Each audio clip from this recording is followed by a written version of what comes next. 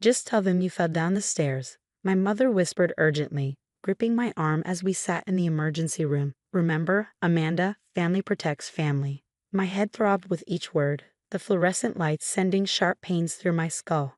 Beside her, my sister Kate lounged in the hospital chair, scrolling through her phone as if we were waiting for coffee, not sitting in the ER after she'd slammed my head into the kitchen counter.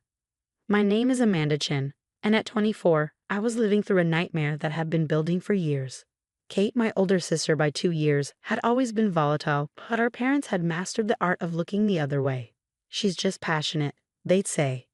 You need to understand her better. Understanding Kate meant accepting her rage, her jealousy, and her increasing violence. But this time was different. This time there were witnesses. It had started at Sunday dinner. I'd just announced my acceptance into medical school, something I'd worked towards for years. While my parents offered tepid congratulations, carefully watching Kate's reaction, my sister's face had turned to stone. Medical school. She'd sneered, still trying to prove you're the smart one. Before I could respond, she grabbed my hair and slammed my head into the counter. The last thing I remembered was our neighbor Mrs. Thompson's horrified scream from the doorway where she'd been returning a casserole dish. Now, sitting in the ER with the room spinning, I could hear my mother's frantic voice. Mrs. Thompson understands it was an accident. She won't say anything. Right now, we need to focus on keeping this quiet. A sharp pain shot through my temple, and I fought back nausea. The door opened and Dr. Martinez walked in, her expression serious as she reviewed the chart in her hands. Amanda? I'm Dr. Martinez. Can you tell me what happened? I opened my mouth, but my mother spoke first. She fell down the stairs. Clumsy accident, really. We just want to make sure she's okay. Dr. Martinez's eyes narrowed slightly. She looked directly at me, ignoring my mother's interruption. Amanda, can you tell me what happened? She told you, Kate snapped, finally looking up from her phone. She fell. Can we get some pain meds and go? I need to hear from Amanda, Dr. Martinez said firmly. And I need to speak with her alone. Absolutely not, my mother protested. She's confused from the fall. We need to stay with her. Mrs. Chen, hospital policy requires that I speak with patients privately in cases of head trauma. Please wait outside. Mom, I whispered, my voice shaking. It's okay. My mother's grip on my arm tightened. Remember what we talked about, Amanda. Family first. As they left the room, Kate shot me a warning look that made my stomach turn. The door clicked shut, and suddenly the room felt like it could breathe again. Dr. Martinez pulled up a chair, her kind eyes meeting mine. Amanda, I've reviewed your initial CT scan. The injury pattern doesn't match a fall downstairs. My heart pounded. Years of keeping quiet, of protecting Kate, of being the perfect daughter who never caused problems. It all sat heavy in my chest. Your scan shows a focus point of impact, she continued, pulling up the images on her tablet. And there are signs of previous injuries that never received medical attention. I need you to tell me the truth. Was this done to you? Tears welled up in my eyes. If I tell you, I whispered, it'll destroy my family. If you don't tell me, she replied gently, it might destroy you. I've seen the progression of these injuries. They're getting worse, aren't they? I nodded, wincing at the movement. There was a witness, I finally said, my voice barely audible. Our neighbor, Mrs. Thompson. She saw everything. Dr. Martinez made a note in my chart. Can you tell me what really happened? And so I did. The words spilled out, not just about today, but about years of accidents that weren't accidents at all. About Kate's escalating violence, my parents' determined silence, the constant pressure to keep the peace at any cost. Your sister did this, Dr. Martinez confirmed, her pen pausing on the page. Yes, I whispered. But my parents, they'll never admit it. They'll say I'm lying. They won't have to admit it, she said, her voice firm. The medical evidence, the witness statement, and most importantly, your testimony, it's all we need. Amanda, as your doctor, I cannot and will not send you back into a dangerous situation. For the first time since I'd arrived at the hospital, I felt something other than fear, something that felt like hope. The door burst open and my mother rushed back in. It's been long enough, she announced.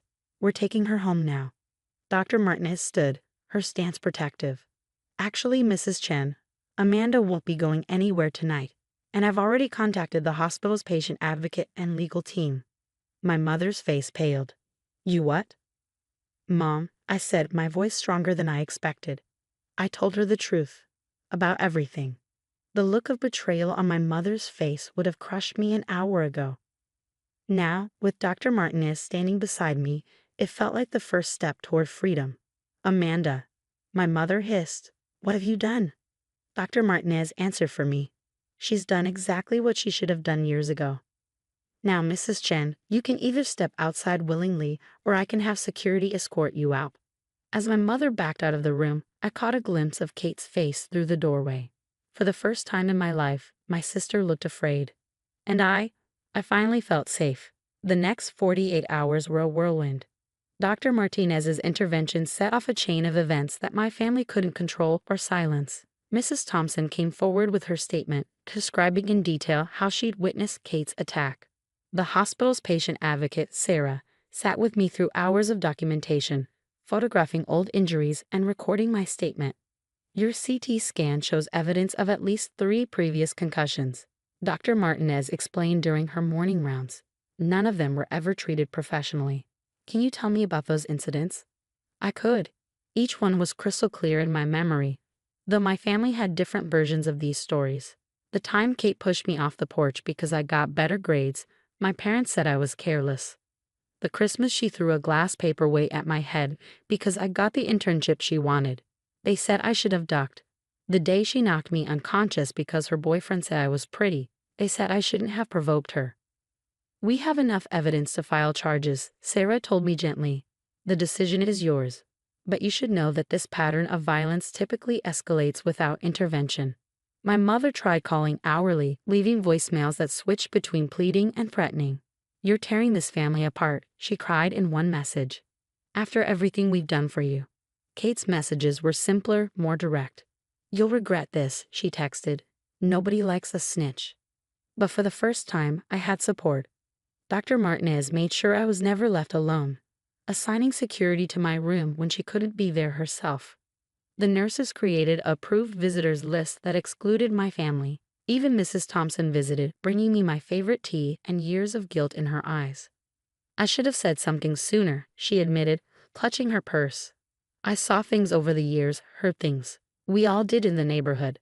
But your parents were so good at explaining it away." I didn't blame her. I've been explaining it away myself for years. The police came to take my statement, and Detective Lisa Morgan listened without judgment as I recounted years of abuse. "Your sister has a record," she told me. 2 complaints from former roommates, 1 from an ex-boyfriend. All dropped under pressure. You're the first one to hold your ground." That night, alone in my hospital room, I got a call from my father. "Princess," he said, using his old nickname for me, "this has gotten out of hand. Your mother is devastated. Kate could lose her job if this goes public. We can work this out as a family. Like we always have." I asked, surprising myself with the steadiness of my voice. "By pretending it never happened." "She's your sister," he pleaded. "Blood is thicker than water." "Blood is exactly what I'm worried about, Dad," I replied. "Mine, on your kitchen counter, while you and Mom watched." He was quiet for a moment. "What do you want?" "I want Kate to get help, real help. And I want you and Mom to stop pretending this is normal. And if we don't, then I'll let the police report and the medical records speak for themselves." After I hung up, I lay in the darkness thinking about the word family. For years, it had meant silence, compliance, accepting pain as a form of love. But Dr. Martinez had shown me a different kind of care. Professional, uncompromising, protective. She'd done what family should do. She kept me safe. The next morning, my mother appeared at the hospital, but not to see me. She had a meeting with the hospital administration trying to prevent the mandatory reporting of domestic violence. "It's a private family matter," I heard her insist through the door. "No, Mrs. Chen," Dr. Martinez's voice was firm. "Assault is a criminal matter, regardless of who commits it." When security escorted my mother out, I caught a glimpse of her face. She looked older, somehow. Smaller. Like the weight of all her secrets was finally too heavy to bear. Detective Morgan visited again, this time with news. "We're charging Kate with assault," she said. "The DA believes we have a strong case, especially with the witness statement and medical evidence. Are you prepared to testify if necessary?" I thought about Kate's text messages, my mother's tears, my father's pleas. Then I thought about Dr. Martinez, standing guard over my safety like the big sister I should have had. Yes, I said. I'm ready to tell the truth. As I signed the formal complaint, I felt something shift inside me. The fog of fear that had clouded my life for so long began to lift. For the first time, I wasn't just surviving my family, I was standing up to them. Dr. Martinez came by for evening rounds, smiling when she saw me sitting up, working on medical school applications on my laptop. How are you feeling? Stronger, I said, and I meant it. Good, she nodded. Because tomorrow, we start preparing for what comes next. Your family won't make this easy. I know, I replied, but I'm not alone anymore. She squeezed my hand. No, you're not, and you never will be again. 6 months later, I sat in the courtroom, watching Kate plead guilty to assault charges. My sister, who had always seemed larger than life, looked small in her formal attire. The judge's conditions were clear: mandatory anger management, therapy, and a restraining order keeping her away from me. My parents sat behind her, their faces masks of disapproval, not at Kate's actions, but at my betrayal in pressing charges. They hadn't spoken to me since I refused to drop the case except through their lawyer. But their silence no longer felt like punishment, it felt like peace. The defendant will also pay restitution for medical expenses, the judge announced, and complete a domestic violence intervention program. I caught Dr. Martinez's eye from where she sat beside me. She'd taken a personal day to be here, just as she'd been there for every step of my recovery. After I was discharged from a hospital, she'd helped me find an apartment near the medical school, away from my family's influence. She'd written my recommendation letter, mentioning my resilience in the face of adversity. You showed the kind of courage we need in medicine, she told me. The ability to stand up for what's right, even when it's difficult. As we left the courthouse, my mother tried one last time. Amanda, she called out, her voice breaking. Please, we can still fix this. We're family. I turned to face her, seeing not the authoritative figure of my childhood, but a woman who had failed to protect her daughter. No, Mom, you can't fix this, but maybe now Kate can fix herself. My father stood silently behind her, his face unreadable. Kate was already being led away by her lawyer, her back straight, her steps measured. I wondered if she was finally understanding the consequences of her actions. I'm sorry you lost your daughters, I said quietly, but I'm not sorry I saved myself. That evening, I hosted a small dinner in my new apartment. Dr. Martinez was there, along with Mrs. Thompson, Detective Morgan, and Sarah from Patient Advocacy. These women had become my support system, my chosen family. I got my medical school acceptance letter today, I announced over dessert. The room erupted in cheers. First round of tuition's on me, Mrs. Thompson insisted. Consider it years of overdue intervention. You'll be an amazing doctor, Dr. Martinez smiled. You already understand something many physicians never learn. Sometimes saving a patient means standing up to their family. Later, after my guests had left, I stood at my window looking out at the city lights. My phone buzzed with a text from an unknown number. It was Kate. I start therapy tomorrow. I don't expect forgiveness. But I want you to know I understand now what I did. What they let me do. I'm sorry. I didn't respond, but I saved the message. Maybe someday, after lots of therapy and time, we could build something new. Something healthier. But for now, I needed to focus on my own healing. The next morning, I started my first day as a volunteer at the hospital's trauma unit. Dr. Martinez had suggested it as good experience before medical school. My first patient was a young woman with suspicious bruises, her husband hovering nervously nearby. I saw myself in her downcast eyes, recognized the familiar excuses, but now I knew what to do. I need to speak with her alone, I told the husband firmly, channeling Dr. Martinez's professional authority. He protested, just as my mother had, but hospital security ensured he left.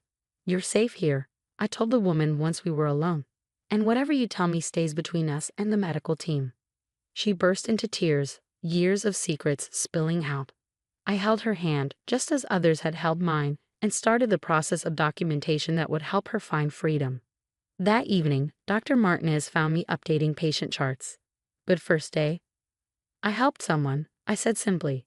Like you helped me. She nodded approvingly. That's how we break the cycle, one patient at a time. My phone buzzed. Another text from my mother, which I deleted without reading. Some bridges needed to stay burned to light the way forward. Ready for rounds? Dr. Martinez asked, holding out an extra coffee.